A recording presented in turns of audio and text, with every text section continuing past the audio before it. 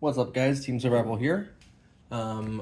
This is going to be a Dinothunder deck profile for post-ban list. This is pre the newest set coming out, but this is just an initial list showcasing how you can build Dinothunder with the current cards available. There's easy ways to make Colossus in a traditional Dino deck if you just play Flag to search the corridor. So you don't have to play a full dedicated Thunder Dragon deck like this one is in order to make it, but this is a real Dinothunder deck profile, so it's actually based on Thunder Dragons and not just using Corridor to get that hand effect.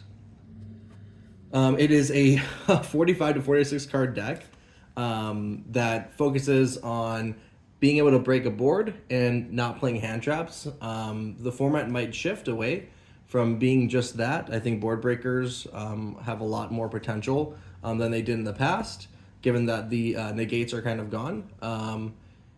Definitely, there will be still decks that make generic negates. Appaloosa is a great card. The Synchron's are able to kind of get where they need to go with Crystal Wing, as well as Therion. So, like, there's still negates out there, Adventure Package and whatnot, but I think board break is a lot more viable, and you can't really play. It doesn't make a lot of sense to play like 6 to 8 hand traps.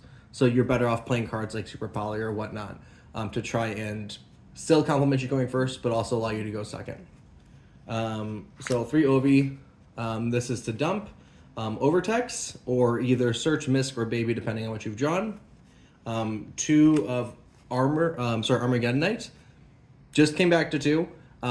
Amazing for the deck, sending either Overtex or whatever you need to go to the graveyard. I sometimes send Thunder Dragons to get my plays going when I know I have a way to banish them, whether I have Bestial in hand or a way to get to double Evolution Pill and whatnot. It's super, super flexible. It's 5 normal summons, essentially. Technically, you have more because of Amador and Archosaur. But really, it's 5 to 6, which is exactly what you want in a deck. You can get up to like around 7 when you have such a high card count. In a 40 card deck, you want about 5 normal summons. So the Overtext for dumping, the Animadorned, both of these get you double Evolution Pill. There is a world where you pop Quatless with Animadorned, and there's cards you can search with this, whether it be XYZ Dolphin or Gigabyte for more free extending. I wouldn't play them because they're not amazing by themselves. XYZ Dolphin is like viable from your hand, but I don't think that they're worth running, but it is an option if you want to have fun with the deck and make it more locals based, whereas I'm kind of building this to be competitive. The 1 Miscellaneousaurus, the 1, I'm just going to call it Terra, and the 1 Giant Rex. This is cuttable. The theory is that these are both extenders, and you should feasibly be able to banish both of them the same turn, which means 2 rank 4s, a Lagi and a Dolka. So that's the reason why I'm still playing the Rex. This is arguably fat. If you're trying to get the card count down, this is the card to cut. Terra is really, really good because it gets you Polymerization. Currently, I don't have a copy of Guardian Chimera because I traded and sold it, so I need to order a new one. But you can actually make that card for breaking boards really easily. So I'll go over that in the extra deck a little bit later, what I would do instead. But this also gets you Field Spell. You can grab a Lost World if that's what you want to play in the deck, a Diagram. There's another one, I forgot its name, that allows you, each time each player during their turn normal summons, basically destroy it, which is amazing for babies. In a pure Dino deck, that would be amazing. For this, I'm doing something a little bit different. I am actually using it as a bridge to get into my Imsetis, so it gets me walls. So we can go over that a little bit later. And then it just works just like Rex. If it's banished, it gets summoned. So crazy good card. One of the best dinosaur support cards we have gotten in a long time. A lot of the other stuff were a little bit of a miss. Then I'm playing 1 Petite and 1 Baby, and I'm not playing more babies. You could play just 2 babies if you want. You only need 2. The combo is essentially you won't be summoning a 3rd. You won't be destroying a 3rd. This has not been an issue. I've played like almost 100 hands. It's great actually to be playing less babies and not brick on them as much. And it's almost impossible not to be popping them because you're using them specifically. Whereas before it's kind of like I'm drawing in hoping I can pop it. These you're kind of getting into when you know you want to get into them. The deck doesn't even need the dinosaur engine to play. The theory behind this is if I go petite, it's going to summon me the OV search baby, normal baby, OV destroy baby, summon petite. That way when I destroy the petite later with conductor effect or my opponent's turn, instead of destroying a baby, I'm able to get a Pankratops. Whereas if it was a baby, if I play two babies, then I would not be able to plus that hard because my overtext is going to be used up. I'm not playing a second conductor because I can't afford to. It's already too many cards. So the OV summon off of baby isn't super valuable. So I'd rather go petite, get another interruption in the Pankratops.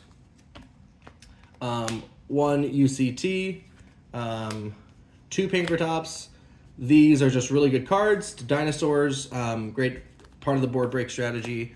Just really, really good. Three Fossil Dig. Yeah, it's self-explanatory. You need to play two Pill. It's just going to happen where you need to make sure that you have the second one in the deck. I'm fine with one Amador that has rarely come up. If I do draw it, I'm just going to be normal summon using effect. Gold Sarcophagus, card's so good. Being able to banish your Roar to get your Dark going, or if you don't need the combo piece and you go Dark, then you can search the Hawk, and then you're going to be able to just get a Titan out of it, or banishing the Terra, or if like you already have the Terra to banish, then you banish the Rex.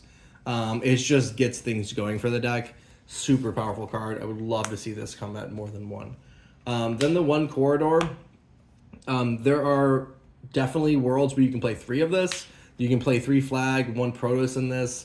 There's many different ways to do it. I've liked one copy just as another way to get into my Colossus because there's never a hand you're not banishing.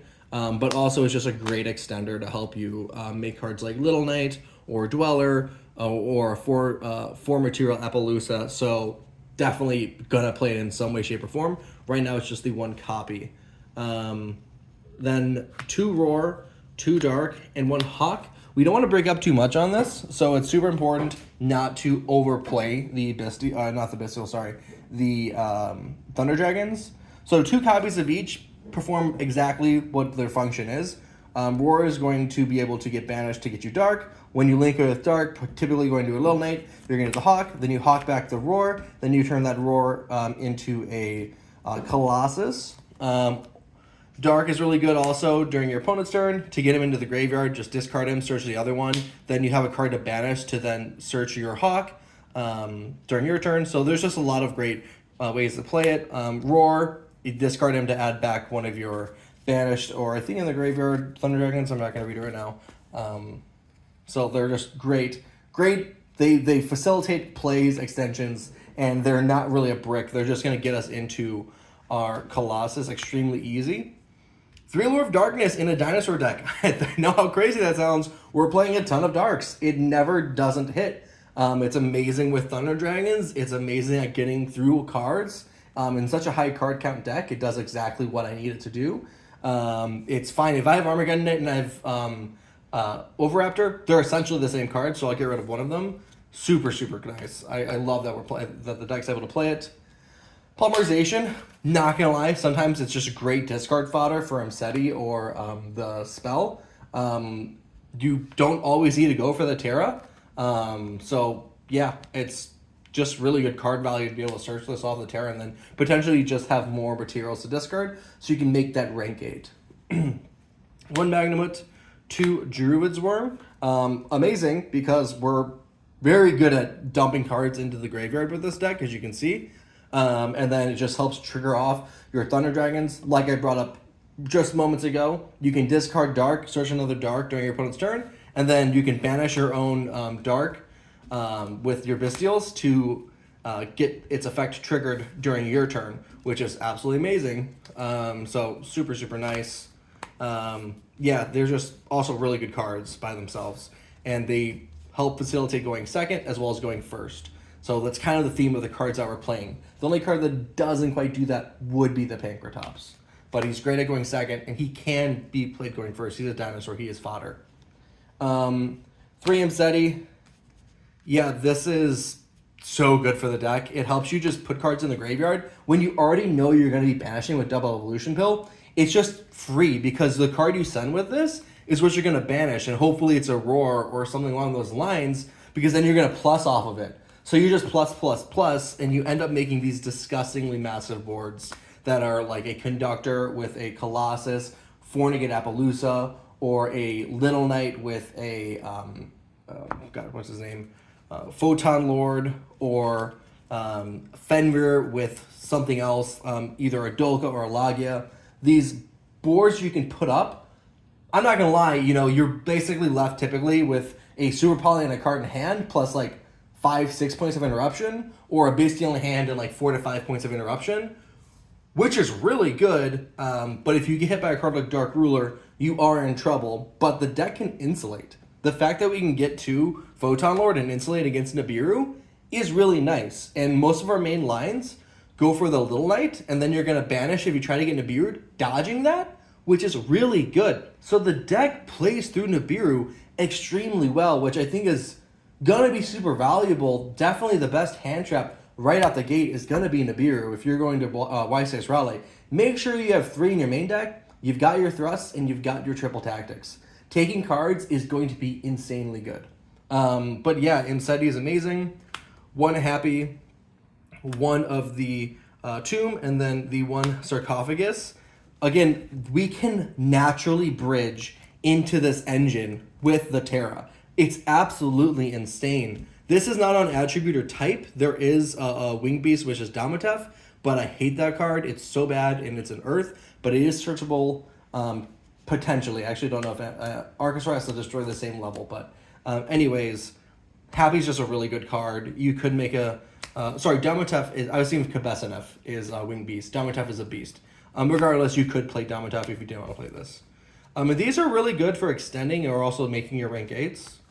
And they're also really good at going second. You can break boards with just Imseti by himself because the effect of the spell allows you to also send a card, and they're really big. 3 Fenrir, good at breaking boards, good at going first. Get your free discard fodder to make sure that your Imsetis are going off and you're not minusing cards. It's just a really powerful card, helps you control, nice on end boards, complements your negates because it's removal and it's banishing removal, which is really important. Yeah, you could also play the Rise Heart so that you can go into the rank 7, I forget her name, but she allows you to basically rip a card from opponent's graveyard, and then it has like different effects based on the attribute. I think it can't be like affected or destroyed by a card with the same attribute as the material that it has. Really, really nice card if you guys aren't familiar with it. It's a rank 7. It's musical based. And then last but not least, 3 Super Poly. So we have enough tools to go second, but also all of our cards that go second are good for going first. Super Poly, I think, is really positioned well for this format. I'm super excited to see how this does. Based on Colossus coming off the list and how splashable it really is. I mean, guys, this card is so splashable. Almost every deck can make it. As long as you're banishing, Corridor is just gonna happen. And you're just gonna be able to make your Colossus for free. So don't get too attached to Colossus. I don't think this is a card that's gonna stay for a long time. For the extra deck, 1 Anima to replace the Lingaribo. It's super important that you make this so that you can get a non-dino in the graveyard when you go for your Cross Sheep or your Little Knight. The Cross Sheep is in here because I do not have my Guardian Chimera, or there's one more card that I'm missing that is a little different. Buzz King is the card. It's a rank 8. So I opted to play this instead. My preference would be Buzz King and a Chimera than the cards that I have.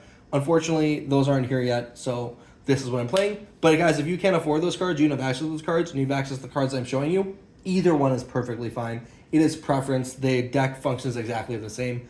I like Buzz King because if you're able to rip from opponent's extra deck, you can find that choke point. I think there's a lot of value in that. And it's good at breaking boards because it's a pop on the field as well. So very nice card, but I have Cross Sheep instead. Then the Little Knight, you're always making this. And then your Appaloosa, not super, like, I think the card's mandatory. If you guys don't want to make Appaloosa, this could also be one of those cards. You can make this card so easily with 4 negates. You can also make it with 3. Great for insulating. Yeah, both these cards really good for insulating. That's it for the links. Your 1 Colossus. your one horned Saurus. So this is what's going to be able to get you to the field spell. Sorry if I kind of mixed my words up earlier. Terra gets you to Poly, then this gets you to the field spell. This also does more. It gets you an additional normal summon of a dinosaur or a dragon, and if you play this in like a branded version, if you play Keeper of the Magic Dragons, then you can get an additional normal summon, search branded fusion. But you have to have a fusion based deck to make that viable, which you can do. Don't get me wrong. So very, very cool. Then right now, just the generic 2 super poly targets. Definitely think that I'm gonna need to put in Predaplant Dragostapelia or maybe Starving Venom, but I need to see how things shape up a little bit, so I'm just gonna keep it generic for right now. That is it for the fusions, and then we're gonna go into the XZs. Lagia and Dolka. Dweller, I'm not sure if I'd blind this right now when we can easily make Dolka and Lagia, so I would probably put this to the side deck, and this would be either Buzz King or it would be the my god, what just the card's name? Basically the Guardian Chimera, so you can either get a pop 2 draw 1 or draw 2 pop 1. Super good. I cannot stress enough how powerful that card is and how nice it is, so I definitely am going to be excited when my card comes in. You can make it in dinos now, baby. That's what I'm talking about. Then for your rank 8s, we're playing the Photon Lord and the Sanapon. Sanapon is unbelievable. Basically, once you make this, yourself and your opponent for your current turn and their turn can't summon from the graveyard, and it's a freaking house. It's going to gain 1,000 attack and defense for each card in the graveyard, which is absolutely insane. So it's going to get up to like over 3k attack and defense easily. It's got 27 defense to start. It's going to get over 3k attack. This card can't be destroyed by opponent's card effects, and neither player can special summon cards from the graveyard. So obviously against Snake Eye Fire King, this card is insane. Photon Lord, insulating against Nibiru. It's also just a great negate, and it's 2,500 attack, 3,000 defense. So it's not able to be have its effects negated by Typhon. So really, really nice. There is instead of playing the Sanapon, if you don't want to play the Dweller, you make your extra deck how you want it to be. I think that having a spell negate would be really good. So Hope Harbinger might be a really nice card for this format, given how many spell cards are coming out of the woodwork. And with anti-spell being hit, it just means spells are going to be really strong, especially for board breaking. The one Typhon, because you just have to play this card. And then the one Chaos Angel, because we play Bestials, and both of our level 4 normal summons are dark. Just a great surprise factor, a super strong card. You have to play it. I'll show you guys a side deck. This is just based with the cards that I currently have. I think how I would play it would be 3 Kurikara, a Dogoran, 3 Nibiru, 1 Harpy's Feather Duster, 3 Lightning Storm, and then 2 Talents and 2 Droplets. That's how I would probably play my side deck, just based on the cards I had available around me right now. I have 2 Talents, a Droplet, 3 Dark Ruler, no more. If you guys want to play Kurikara or you don't want to play Droplets or whatever it might be, Dogoran, make this side deck how you want. Dark Ruler is an amazing card. You could put it in going in your main deck, but it's not great going first. And I'd rather be prepared for going first or second in the main deck. So that's why it's in the side. And it's just only in the deck right now because I don't want to take my career cards on my other decks. 2 Lightning Storm and Harpy's Feather Duster. Cards like Lightning Storm, Regeki, Harpy's Feather Duster are looking way, way, way stronger in their position for the format. With Anti-Spell being gone and Negates being gone, these cards are a lot more likely to resolve. But again, I think cards like Talents, Change of Heart have a lot of power, being able to take your opponent's monster as well. Then 3 Nibiru. If you don't have this in your deck in one way, shape, or form right now, that's a little bit crazy to me. With Insulations being gone, it's too good. It's just too good. Everyone has to go for the Limelight play typically, generically, if they want to try and insulate. And that means they're kind of leaving nothing on their field, either during their turn playing in your board or during playing in your board if you go first, or if they go first, They're just missing those monsters in general to continue to climb with if they have to insulate. So really, really strong card. And then it just seems like Konami wants the tin cards to be amazing. It feels like they're trying to remove genericy and almost negations, and then their floodgates, they want them in walking bodies because, you know, when you flip a trap card going first, it's not crazy skillful. I mean, every time I flipped Summon Limit, or I was flipping Summon Limit in Vanquish Soul, after setting up, you know, it wasn't super skill-based. It was just, hey, I win. But with monsters, you activate an effect, all of a sudden that Triple Tactics is taking the Walking Colossus that's locking it out of the game, and then your opponent's playing again. So monster floodgates like Protoss, I mean, guys, if you're worried about Protoss, just Ash the flag, and then they're not going to get to the Protoss. It's a one of in the deck. So, like, this whole notion of, oh, this is super bad for the game, blah, blah, blah. Dude, it's so beatable. We just need to think about what we're trying to stop in our opponent's deck. What's going to beat you? Is it going to be the Sword Soul main deck monsters and synchros, or is it going to be the Protoss? It's going to be the Protoss, so just save your Ash and your Imperm for the flag, and then play through the regular Sword Soul board. Like, we just need to think about what we're interacting with, instead of just complaining about the game. Last but not least is going to be 3 Dogoran. Again, this is not exactly how I'd play my side. This is just the cards I have readily available. With Purely coming out of the woodwork, I think this is a pretty good card, because we can easily kill them through that card. But Kurikara, obviously, would just be better. They're going to be triggering that effect. You're just going to be getting rid of it. They're not going to plus all of it, and Kurikara is going to be a big motherfucker. And it's on your field, whereas this is on their field, and you have to out this. Regardless, I would still play one of it in the side deck because it's searchable off of the Ovi, and that's just a ton of value. So you can't not play that. That's it for the Dinothunder combo. Super excited to have this deck back in the game.